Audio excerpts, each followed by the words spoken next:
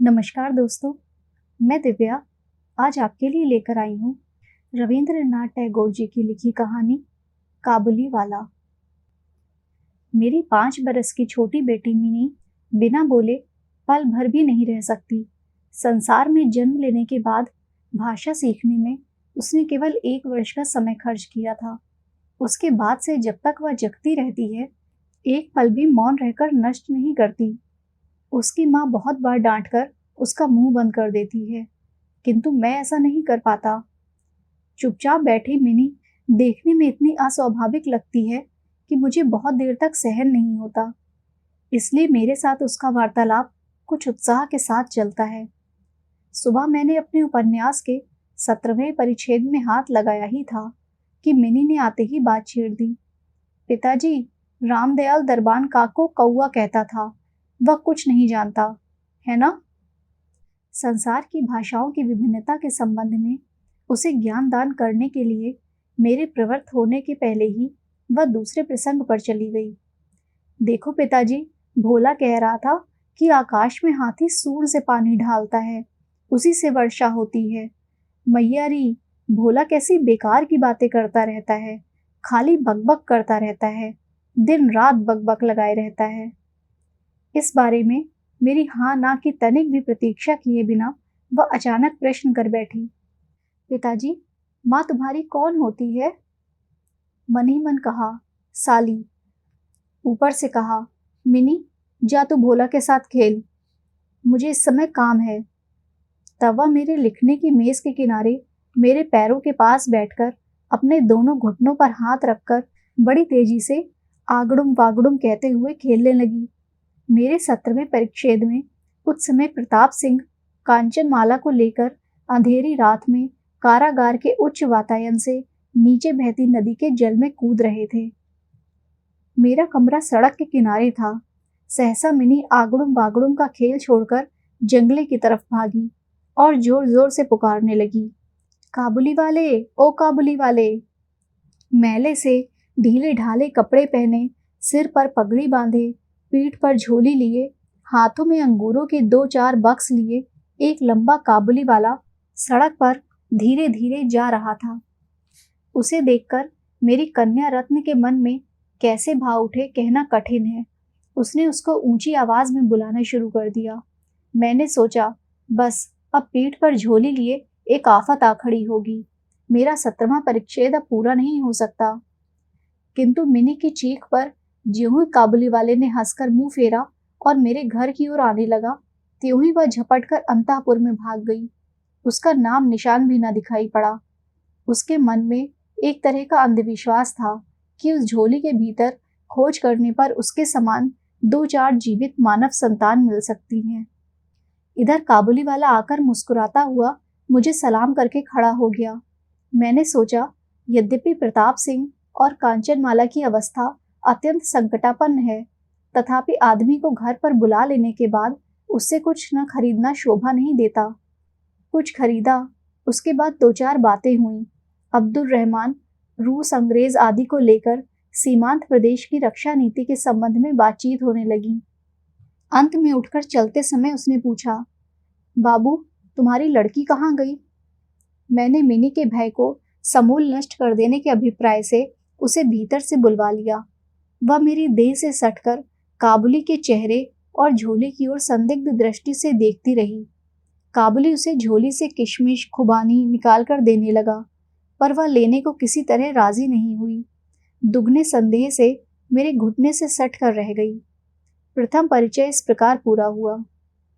कुछ दिन बाद एक दिन सवेरे किसी काम से घर से बाहर जाते समय देखा, मेरी दुहिता द्वार के पास बेंच के ऊपर बैठकर अनर्गल बातें कर रही है और काबुली वाला उसके पैरों के पास बैठा मुस्कुराता हुआ सुन रहा है और बीच बीच में प्रसंगानुसार अपना मतामत भी मिश्रित बांग्ला में व्यक्त कर रहा है।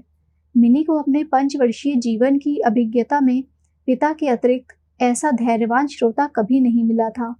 मैंने यह भी देखा कि उसका छोटा आंचल बादाम किशमिश से भरा था। मैंने काबुली वाले से कहा, उसे यह सब क्यों दिया, अब फिर मत देना। और मैंने जेब से एक अठन्नी निकालकर उसको दे दी। बिना संकोच की अठन्नी लेकर उसने झोली में रख ली। घर लौटकर देखा उस अठन्नी को लेकर पूरा झगड़ा मचा हुआ है। मिनी की माँ सफेद चमचमाते हुए गोलाकार पदार्थ को लेकर कड़े स्वर में मिनी से पूछ रही थी, तुझे अठन्नी कहाँ मिली? मिनी कह रही थी, काबुली वाले ने दी है। उसकी माँ कह रही थी, काबुली वाले से अठन्नी लेने तू क्यों गई? मिनी ने रोने की तैयारी करते हुए कहा, मैंने मांगी थोड़ी ही थी, उसने स्वयं दी। मैंने आकर आसन्न विपद से मिनी का उद्धार किया और उसे बाहर ले गया। पता लगा काबुली वाले के साथ मिनी की यह दूसरी मुलाकात हो, ऐसा नहीं है। इस बीच में उसने प्रायः प्रतिदिन आकर घूस में पिस्ता बादाम देकर मिनी के नन्हे लुब्ध हृदय पर बहुत कुछ अधिकार कर लिया है। मालूम हुआ उन दो मित्रों में कुछ बंधी हुई बातें और परिहास प्रचलित है। जैसे रहमत को देखते ही मेरी कन्या हंसते हंसते पूछती, काबुली वाले, ओ काबुली वाले, तुम्हारी झोली में क्या है? रहमत अनावश्यक चंद्र बिंदु जोड़कर हंसते हुए उत्तर देता, हाथी। अर्थात उसकी झोली में एक हाथी है।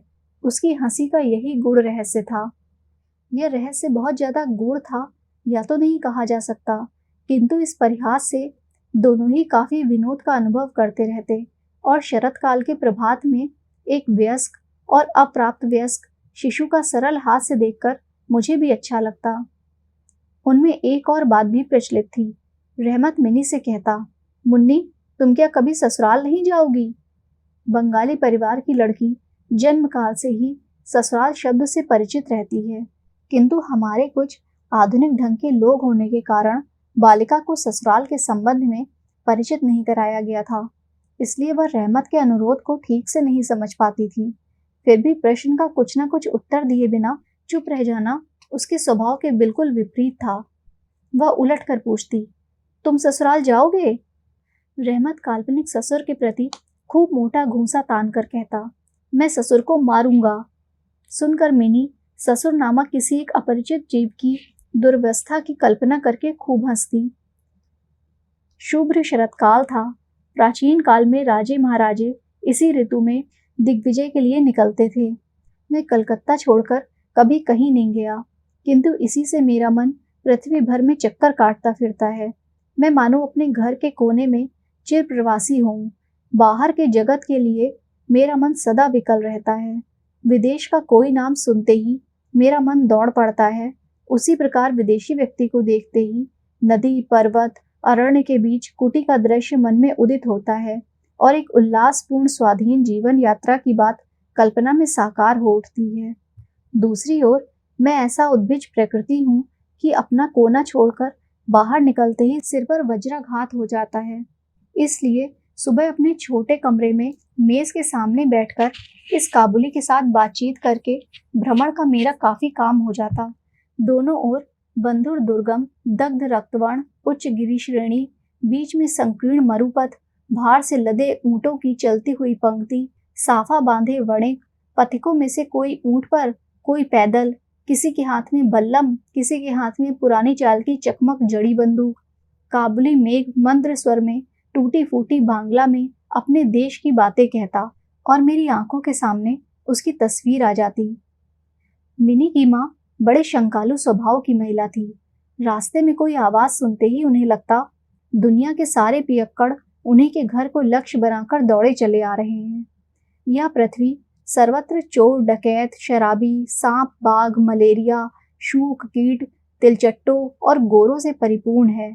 इतने दिन धरती पर वास करने पर भी यह विभीषिका उनके मन से दूर नहीं हुई थी। रहमत काबुली वाले के संबंध में वे पूर्ण रूप से निसंशय नहीं थी। उस पर विशेष दृष्टि रखने के लिए उन्होंने मुझसे बार बार अनुरोध किया था। उनके संदेह को मेरे हंसकर उड़ा देने के प्रयत्न करने पर उन्होंने मुझसे एक एक करके कई प्रश्न पूछे। क्या कभी किसी के बच्चे चुराए नहीं जाते? काबुल देश में क्या दास व्यवसाय प्रचलित नहीं है? क्या एक भीमकाय काबुली के लिए एक छोटे से बच्चे को चुरा ले जाना नितांत असंभव है? मुझे स्वीकार करना पड़ा, बात असंभव हो ऐसा तो नहीं, किंतु अविश्वास से है। पर विश्वास करने की शक्ति सब में समान नहीं होती, इसलिए मेरी पत्नी के मन में भय बना रहा। किंतु मैं इस कारण निर्दोष रहमत को अपने घर आने से मना न कर सका। प्रतिवर्ष माघ के महीने के बीचों बीच रहमत अपने देश चला आता। उस समय वह अपना सारा उधार रुपया वसूल करने में बड़ा व्यस्त रहता। दूर दूर घूमना पड़ता, पर फिर भी वह मिनी को एक बार दर्शन दे जाता। देखने पर सचमुच ऐसा लगता मानो दोनों में कोई षड्यंत्र चल रहा हो। जिस दिन वह सवेरे न आ पाता, उस दिन देखता कि वह संध्या को आ पहुंचा है। अंधेरे में कमरे के कोने में ढीला ढाला कुर्ता पैजामा पहने झोला झोली वाले उस लंबे आदमी को देखने पर मन में सचमुच ही अचानक एक आशंका उठने लगती। किंतु जब देखता कि मिनी काबुली वाले, ओ काबुली वाले कहती हंसती हुई दौड़ी चली आती एवं उन दो असमान वय वाले मित्रों में पुराना सरल परिहास चलता रहता, तो हृदय प्रसन्नता से भर उठता। एक दिन सवेरे मैं अपने कमरे में बैठा प्रूफ संशोधन कर रहा था। विदा होने के पहले आज 2-3 दिन से जाड़ा खूब कपकपा रहा था। चारों ओर एकाएक शीतकार मच गई थी। जंगले को पार करके सुबह की धूप टेबल के नीचे आकर मेरे पैरों पर पड़ रही थी। उसकी गर्माहट बड़ी मीठी लग रही थी। लगता है 8 बजे का समय रहा होगा। सिर पर गुलबंद लपेटे तड़के टहलने वाले प्रायः सभी सवेरे की सैर पूरी करके घर लौट आए थे। तभी सड़क पर बड़े जोर का हल्ला सुनाई पड़ा। आंख उठाई तो देखा 2 पहरेदार अपने रहमत को बांधे लिए आ रहे हैं। उसके पीछे तमाशबीन लड़कों की टोली चली आ रही है। रहमत के शरीर तथा कपड़ों पर खून के दाग हैं और एक पहरेदार के हाथ में खून से सना छुरा है। मैंने दरवाजे के बाहर आकर पहरेदारों को रोककर पूछा, मामला क्या है? कुछ उनसे कुछ रहमत से सुनकर मालूम हुआ कि हमारे एक पड़ोसी ने रामपुरी चादर के लिए रहमत से कुछ रुपया उधार लिया था। उसने झूठ बोलकर रुपया देने से इनकार कर दिया और इसी बात को लेकर कहा सुनी करते करते रहमत ने उसके छुरा भोंक दिया। रहमत उस झूठे को लक्ष्य करके भांति भांति की अश्रव्य गालियां दे रहा था। तभी काबुली वाले, ओ काबुली वाले पुकारती हुई मिनी घर से निकल आई। पलक मारते रहमत का चेहरा कौतुकपूर्ण हंसी से प्रफुल्लित हो उठा। उसके कंधे पर आज झोली नहीं थी, इसलिए झोली के संबंध में उनकी नियमित चर्चा नहीं चल सकी। मिनी ने छूटते ही उससे पूछा, तुम ससुराल जाओगे? रहमत ने हंसकर कहा, वहीं जा रहा हूँ। देखा, उत्तर मिनी को विनोदपूर्ण नहीं लगा। तब वह अपने हाथ दिखाकर बोला, ससुर को मारता, पर क्या करूं, हाथ बंधे हैं। घातक प्रहार करने के अपराध में रहमत को कई वर्ष की जेल हो गई। उसकी बात करीब करीब भूल गया। हम जिस समय घर में बैठकर सदा के समान नित्य नियमित काम एक के बाद एक दिन काट रहे थे, उस समय एक स्वाधीन पर्वतचारी पुरुष कारा प्राचीर में किस प्रकार वर्ष बिता रहा था, यह बात हमारे मन में उठी भी नहीं। और चंचल हृदय मिनी का आचरण तो अत्यंत लज्जाजनक था, यह उसके पिता को भी स्वीकार करना पड़ेगा। उसने स्वच्छंदता पूर्वक अपने पुराने मित्र को भुलाकर पहले तो नबी सईस के साथ सख्य स्थापित किया। बाद में धीरे धीरे ज्यों ज्यों उसकी उम्र बढ़ने लगी, त्यों त्यों सखा के बदले एक एक करके सखियां जुटने लगीं। यही नहीं, अब वह अपने पिता के लिखने पढ़ने के कमरे में भी नहीं दिखाई पड़ती थी। मैंने तो उसके साथ एक प्रकार से कुट्टी ही कर ली थी। न जाने कितने वर्ष बीत गए और एक शरत काल आया। मेरी मिनी का विवाह संबंध निश्चित हो गया। पूजा की छुट्टियों में उसका विवाह होगा। कैलाश वासिन के साथ साथ मेरे घर की आनंदमयी भी पितृ भवन में अंधेरा करके पतिगृह चली जाएगी। अत्यंत सुहावना प्रभात था। वर्षा के बाद शरद की नई धुली धूप ने जैसे सुहागे में गलाए हुए निर्मल सोने का सा रंग धार लिया हो। यही नहीं, कलकत्ता की गलियों के भीतर के घुटनदार जर्जर ईंटों वाले सटे हुए मकानों पर भी इस धूप की आभा ने एक अपूर्ण लावण्य बिखेर दिया था। आज मेरे घर में रात बीतते न बीतते ही शहनाई बज उठी थी। वह बांसुरी मानो मेरे हृदय के अस्थि पंजर में से क्रंदन करती बज रही हो। करुण भैरवी रागनी मेरे आसन्न वियोग व्यथा को शरद की धूप के साथ समस्त संसार में व्याप्त कर रही थी। आज मेरी मिनी का विवाह था। सवेरे से ही बड़ी भीड़ भाड़ थी। लोग आ जा रहे थे। आंगन में बांस बांधकर मंडप ताना जा रहा था। घर के कमरों और बरामदों में झाड़ टांगने की ठक ठक आवाज हो रही थी। शोरगुल का अंत न था। मैं अपने लिखने के कमरे में बैठा हिसाब देख रहा था। तभी रहमत आकर सलाम करके खड़ा हो गया। पहले तो मैं उसे पहचान ही ना सका। ना तो उसके पास वह झोली थी, ना उसके वे लंबे बाल थे, और ना उसके देह में पहले जैसा तेज था। आखिर उसकी हंसी देखकर उसे पहचाना। मैंने कहा, क्यों रे रहमत, कब आया? उसने कहा, कल शाम को जेल से छूटा हूँ। बात सुनकर कानों में जैसे खटका हुआ। कभी किसी खूनी को प्रत्यक्ष नहीं देखा। इसे देखकर सारा अंतःकरण जैसे संकुचित हो गया। मन हुआ, आज के इस शुभ दिन पर यह आदमी यहाँ से चला जाता तो अच्छा होता। मैंने उससे कहा, आज हमारे घर में एक काम है, मैं कुछ व्यस्त हूँ, आज तुम जाओ। बात सुनते ही वह तत्क्षण चले जाने को उद्यत हुआ। अंत में दरवाजे के पास पहुंचकर थोड़ा इधर उधर करके बोला, क्या एक बार मुन्नी को नहीं देख सकूंगा? कदाचित उसे विश्वास था मिनी अब भी वैसी ही होगी, मानो उसने सोचा हो मिनी अब भी पहले की ही भांति काबुली वाले ओ काबुली वाले कहती दौड़ती आएगी। उनकी उस अत्यंत उत्सुकतापूर्ण पुरानी हंसी विनोद की बातों में किसी प्रकार का अंतर नहीं होगा। यही नहीं, पुरानी मित्रता का स्मरण करके वह शायद अपने किसी स्वदेशी मित्र से मांग जांच कर एक डिब्बा अंगूर और कागज के ठोंगे में थोड़े से किशमिश बादाम जुटा लाया था। उसकी वह अपनी झोली अब नहीं थी। मैंने कहा, आज घर में काम है, आज और किसी से भेंट ना हो सकेगी। वह मानो कुछ दुखी हुआ। चुपचाप खड़े खड़े एक बार स्थिर दृष्टि से उसने मेरे मुख की ओर देखा, फिर सलाम बाबू कहकर दरवाजे के बाहर चला गया। मुझे अपने मन में न जाने कैसी एक व्यथा का अनुभव हुआ। सोच रहा था कि उसको वापस बुलवा लूं, तभी देखा कि वह स्वयं लौटा चला आ रहा है। पास आकर बोला, ये अंगूर और थोड़े से किशमिश बादाम मुन्नी के लिए लाया था, दे दीजिएगा। उन्हें लेकर दाम देने के लिए मेरे तैयार होते ही उसने तुरंत मेरा हाथ कस कर पकड़ लिया। बोला, आपकी बड़ी कृपा है, मुझे सदा याद रहेगी, मुझे पैसा मत दीजिए। बाबू, जिस तरह तुम्हारे एक लड़की है, उसी तरह देश में मेरे भी एक लड़की है। मैं उसी का चेहरा याद करके तुम्हारी मुन्नी के लिए थोड़ी बहुत मेवा लेकर आया हूँ, सौदा करने नहीं। यह कहते हुए उसने अपने ढीले ढाले कुर्ते में हाथ डालकर कहीं छाती के पास से मैले कागज का एक टुकड़ा निकाला और बड़े यत्न से उसकी तह खोलकर दोनों हाथों से मेरी टेबल पर बिछा दिया। देखा, कागज पर किसी नन्हे हाथ की छाप थी, फोटोग्राफ नहीं, तैल चित्र नहीं। हाथ में थोड़ी सी कालिख लगाकर कागज के ऊपर उसकी छाप ले ली गई थी। कन्या के इस स्मरण चिन्ह को छाती से लगाए रहमत हर साल कलकत्ता की सड़कों पर मेवा बेचने आता। मानो सुकोमल नन्हे शिशु हस्त का स्पर्श मात्र उसके विराट विरही वक्ष में सुधा संचार करता रहता हो। देखकर मेरी आंखें छलछला आईं। वह एक काबुली मेवा वाला है और मैं एक संभ्रांत वंशीय बंगाली। उस समय मैं भूल गया। उस समय मैंने समझा कि जो वह है वही मैं हूँ। वह भी पिता है, मैं भी पिता हूँ। उसकी पर्वत ग्रहवासिनी नन्ही पार्वती की उस हस्तछाप ने मुझे भी अपनी मिनी का स्मरण दिला दिया। मैंने तत्क्षण उसे भीतर से बुलवाया। अंतापुर में इस बात पर बहुत सी आपत्तियां की गईं, किंतु मैंने उन पर कोई ध्यान न दिया।